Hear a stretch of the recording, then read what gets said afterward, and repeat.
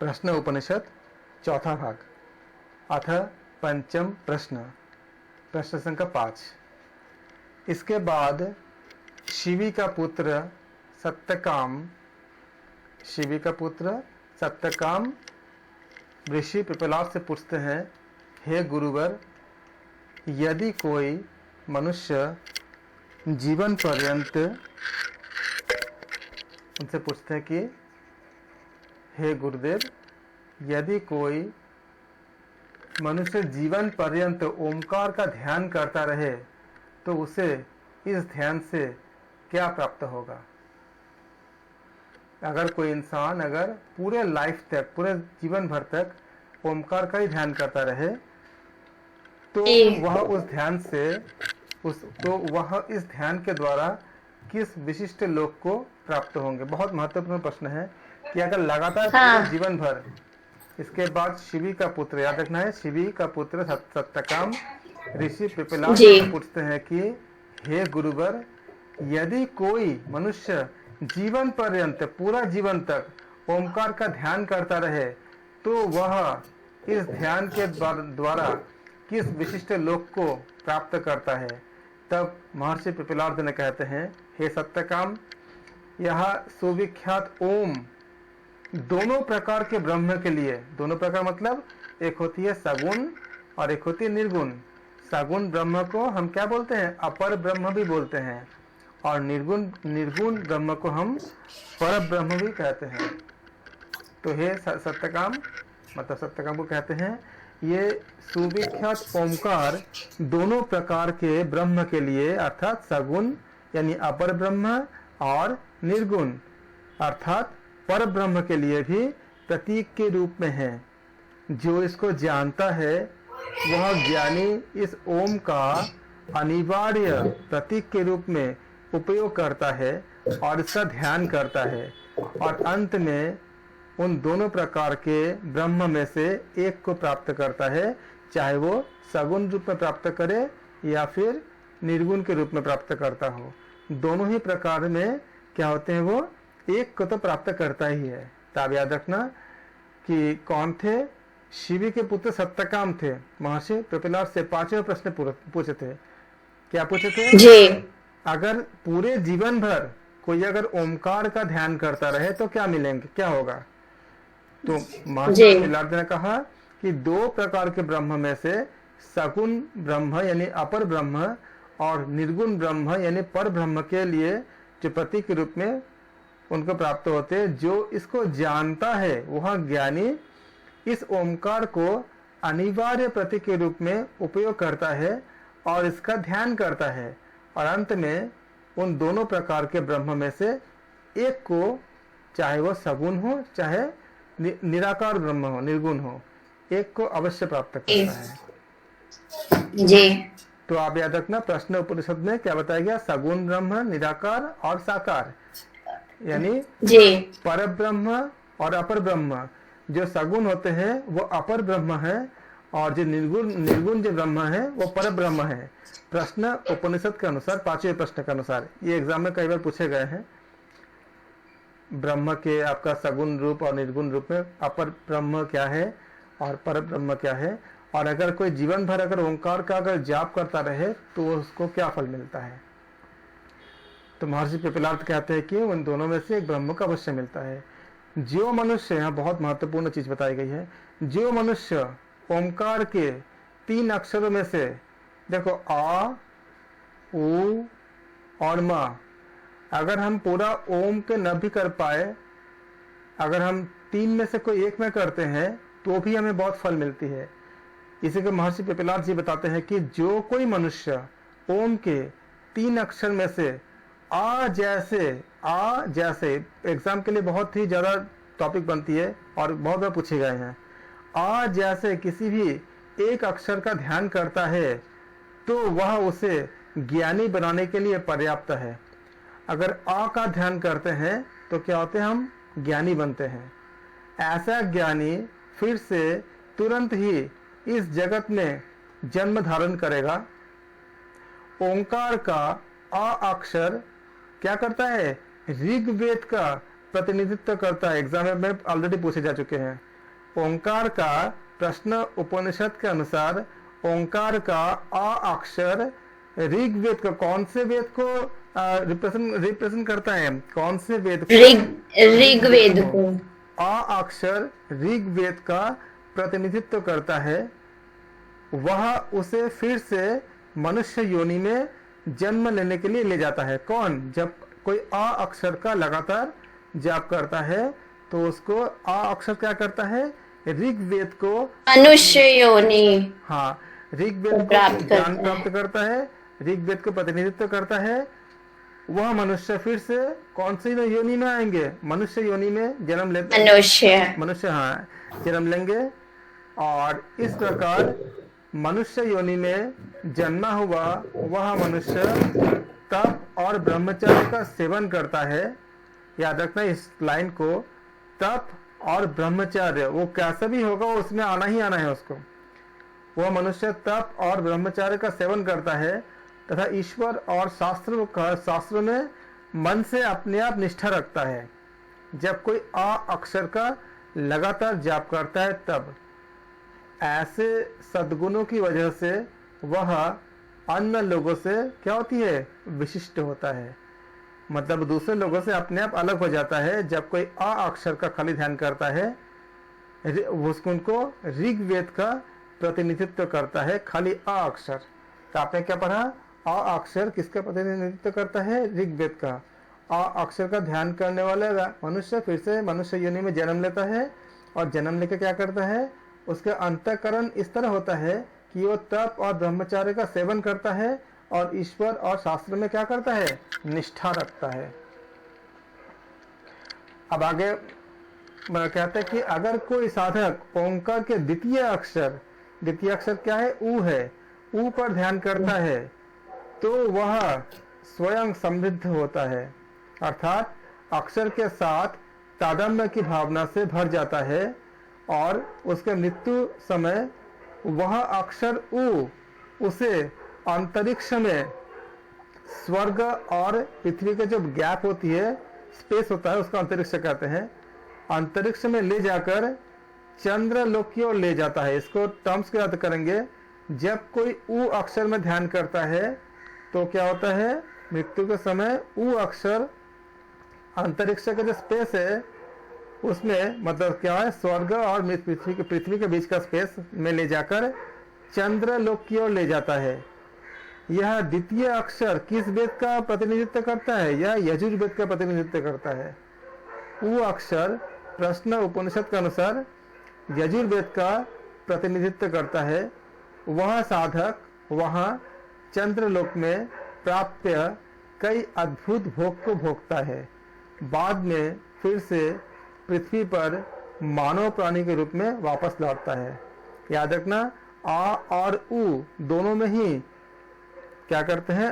अगर कोई मनुष्य अगर ध्यान को केंद्रित करके अगर जाप करता है तो वो वापस आएगा। दोनों ही अक्षर दोनों वेद को प्रतिनिधित्व करता है। पहले हमने देखा वो अक्षर क्या था? ऋग्वेद था। और अ अक्षर क्या है आपका? अ अक्षर जो है वह कौन से वेद को? यजुर्वेद को प्रतिनिधित्व करता है। इस वेद के नाम और अक्षर से मिलान करने के लिए कई बार आया है कि अ अक्षर से कौन सा वेद आपका मतलब प्रतिनिधित्व करता है अकॉर्डिंग टू प्रश्न उपनिषद जी। और बाद में पृथ्वी पर मानव प्राणी के रूप में जन्म लेना पड़ता है, वापस लौटता है।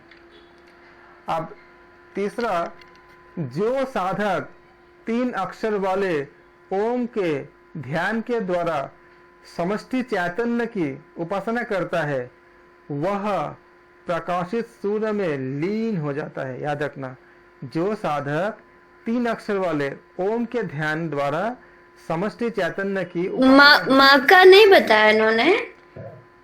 माँ का भी यहाँ पे लाइन एक स्टेप बाय स्टेप बताएंगे। माँ का भी ओके है, ओके। लेकिन ओम का तीनों का ही है, तीनों का भी एक साथ है।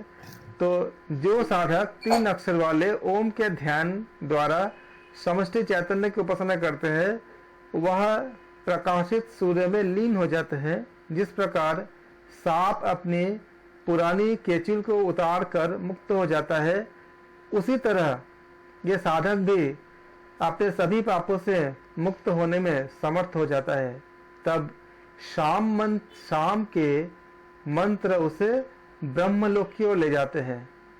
वहां उसे ऐसे अनुभूति होती है कि वह ब्रह्म के साथ एक रूप हो गया है। इसलिए भगवत गीता में ना 6 जगह पे ऐसे बताए गए हैं कि हे अर्जुन, तुम ओम का जाप करो, ओम का पूजा करो, ओम के लिए।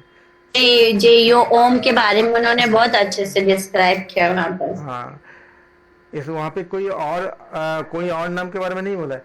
इसीलिए और हम दूसरे अगर देवता का नाम बोलते भी है ना, तो ओम पहले बोलते हैं। जैसे ओम नमः शिवाय, ओम नारायण नमः, ओम का बोलते हैं पहले। जी जी।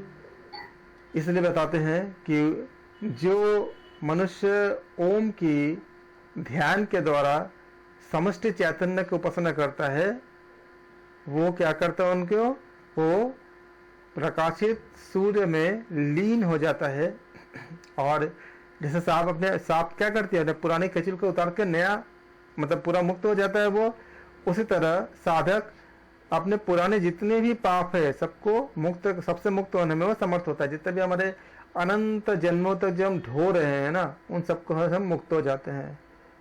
तब शाम के मंत्र उसे ब्रह्मलोक की ओर ले जाते हैं। वहां उसे ऐसी अनुभूति होती है कि वह ब्रह्म के साथ एक रूप हो गया है। वह हिरण्यगर्भ से भी उच्चतर होता है। हिरण्यगर्भ से भी उच्चतर कौन होते हैं? वो ब्रह्म का जो रूप होती है वो हिरण्यगर्भ से भी उच्चतर होता है। जो हम बताते हैं ना कि हिरण्यगर्भ से आपका सारे योग की उत्पत्ति होती है, हुई है। तो हिरण्यगर्भ से भी उच्चतर होता है, जो लगातार ओम का जाप करते हैं पूरा जीवन भर।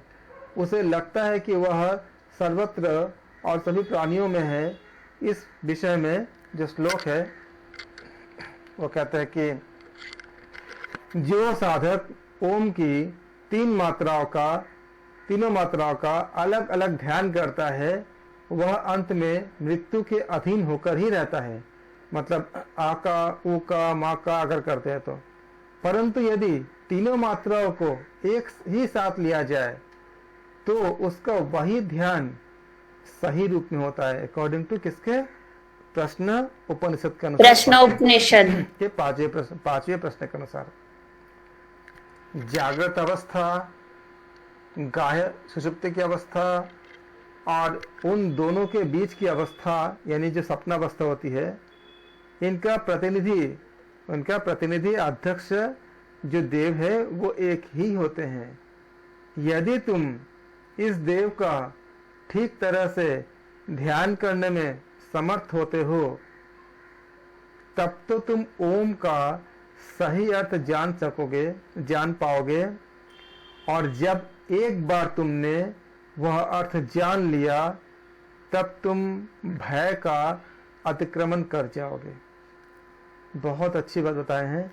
इसलिए हमें प्रश्न उपनिषद में के अनुसार और भी सारे हमारे भगवत गीता इत्यादि शास्त्रों के अनुसार हमें ओम का जाप करना चाहिए। यदि तुम ओम का ब्रह्म स्वरूप में, ब्रह्म के प्रतीक के रूप में ध्यान करो, तो ऋग्वेद के मंत्र तुम्हें मानवीय लोक मतलब स्त्री और पुरुष के लोक की प्राप्ति कराने में क्या होंगे? सहायक होंगे। यजुर्वेद के जो मंत्र हैं वो चंद्रलोक की प्राप्ति कराने में तुम्हारी सहायता करेंगे। और सामवेद के जो मंत्र हैं वो क्या करेंगे?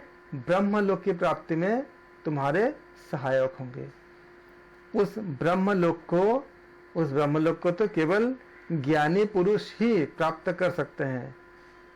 और भी इस ओम के द्वारा ही हम शांति और निर्भयता यानी फियरलेस शांति और निर्भयता को प्राप्त कर सकते हैं।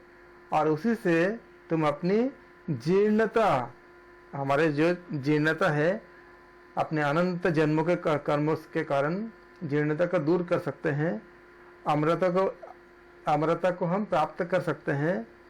उस विश्व चैतन्य परमात्मा का एक और नाम क्या है? विश्व चैतन्य अकॉर्डिंग टू प्रश्न उपनिषद। उस विश्व चैतन्य परमात्मा के साथ एक स्थापित हो सकते हैं। इस प्रकार प्रश्न उपनिषद के 5वां प्रश्न समाप्त हो गए। कितनी अच्छी प्रश्न था। 5वें प्रश्न में ओम के बारे में जी बताएं। जी। ओम के बारे में हम नॉलेज प्राप्त करते हैं प्रश्न उपनिषद में, प्रश्न नंबर 5वें में। 5वें में। अच्छा सर, पीपी हो गया ना सर? 5वां प्रश्न प्रश्नोपनिषद। हाँ, याद करने के लिए बहुत आसान है वो। ठीक।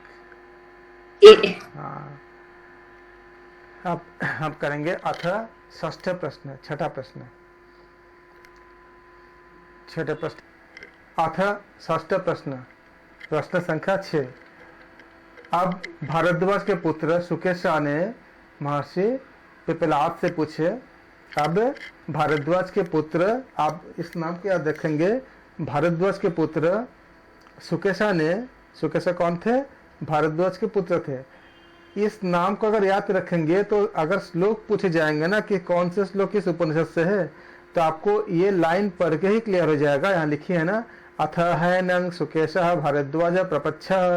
तो सुकेशा भारद्वाज है, इससे ही आपको पता चल जाएगा कि ये कौन से उपनिषद से ये श्लोक को उद्धृत किया गया है यानी लिया गया है।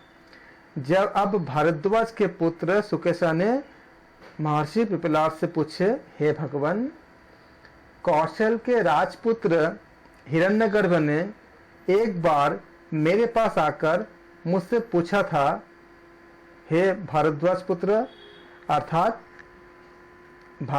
इनसे मतलब सुकेशा से किसी ने ये सवाल पूछे थे। सुकेशा, महर्षि सुकेशा को उसमें पता नहीं था उसका आंसर, तो उन्होंने महर्षि पिपलाद से पूछे थे कि हे भगवान, मुझसे एक राजपुत्र, कौशल के राजपुत्र हिरण्यनाभ है, नाम याद रखिएगा, हिरण्यनाभ ने पूछे थे कि क्या तुम 16 कला मतलब अवयव 16 कला वाले उस पुरुष को जानते हो? तब मैंने राजपुत्र से कहा था कि उसके विषय में मैं तो कुछ नहीं जानता। यदि जानता होता तो तुमसे भला क्यों नहीं कहता, और यदि मैं कुछ झूठा सा बोल भी दूंगा तब तो मेरा मूल सहित नाश ही हो जाएगा, क्योंकि मिथ्या ज्ञान किसी को जान देना नहीं चाहिए जानबूझ करके। इसलिए मैं झूठ तो बोल नहीं सकता। यह सुनकर राजपुत्र तो शांति से अपने रथ पर चला गया। अब मैं मतलब महर्षि पिपलाद से सुकेशा बोलते हैं कि हे महर्षि पिपलाद, अब मैं आपसे पूछता हूँ कि वह 16 जो कला वाला पुरुष है वो कहाँ पर है? ये 16 कला याद रखिएगा आप लोग। ये प्रश्न संख्या 6 प्रश्नोपनिषद में प्रश्न नंबर 6 है। जो भारद्वाज के पुत्र सुकेशा ने, ये आप दोनों को याद रखेंगे क्योंकि मैच द कॉलम में आ सकता है।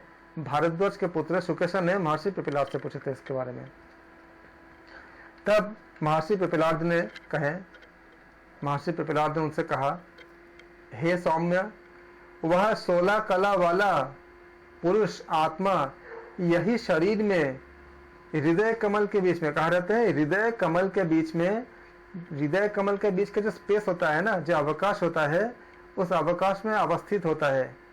और प्राण आदि 16 कलाएं अर्थात अंश जो होता है, इस आत्मा में से क्या होती है? फूट के निकलती है। उस पुरुष ने, अंतस्थत आत्मा ने ये सोचा कि इस शरीर में से कौन सा ऐसा कुछ तत्व चला जाता है कि जब हमारी जो मृत्यु होती है तो वो सोचते हैं कि उस पुरुष ने अर्थात अंतस्थत आत्मा ने सोचा कि इस शरीर में से कौन सा ऐसा कुछ तत्व चला जाता है कि जिससे मुझे ऐसा लग रहा है कि मानो मैं ही शरीर में से मतलब शरीर को छोड़ के जा रहा हूँ। और इस तरह से शरीर में ऐसा कौन है जिससे मुझे लगता है कि मानो मैं ही शरीर में हूँ।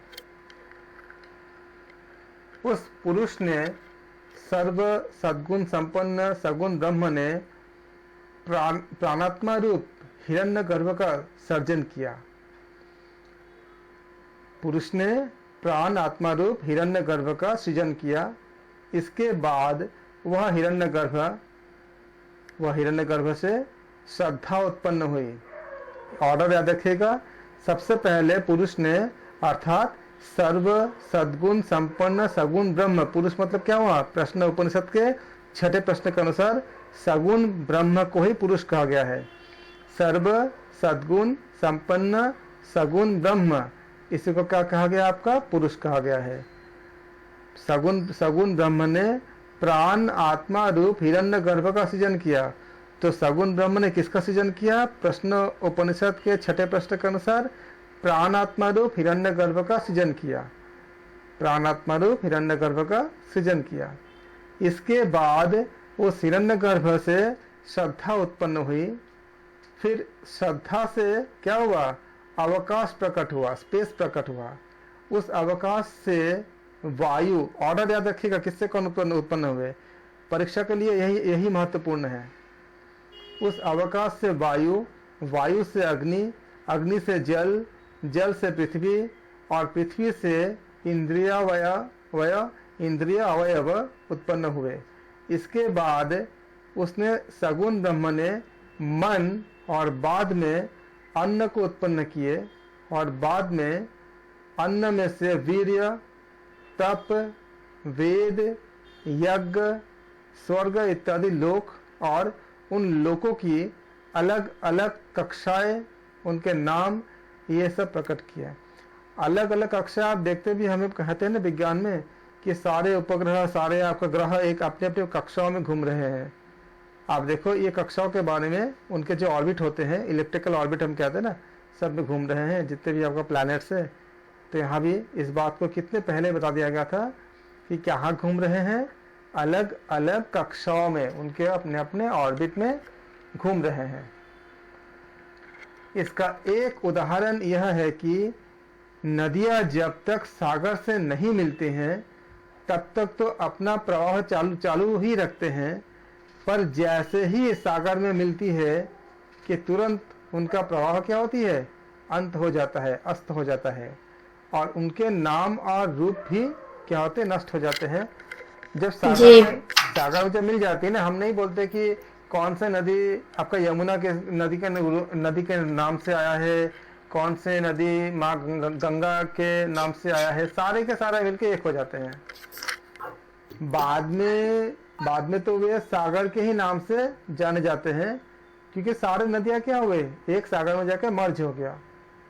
ठीक इसी तरह अपने सही स्वरूप को जानने वाला ज्ञानी पुरुष, ज्ञानी उस पुरुष की सगुण ब्रह्म की, जो सगुण ब्रह्म होते हैं उनकी ओर गति करता हुआ जब उससे मिल जाता है, तब उसकी ये प्राण आदि जो 16 कलाएं होती है अस्त हो जाती है।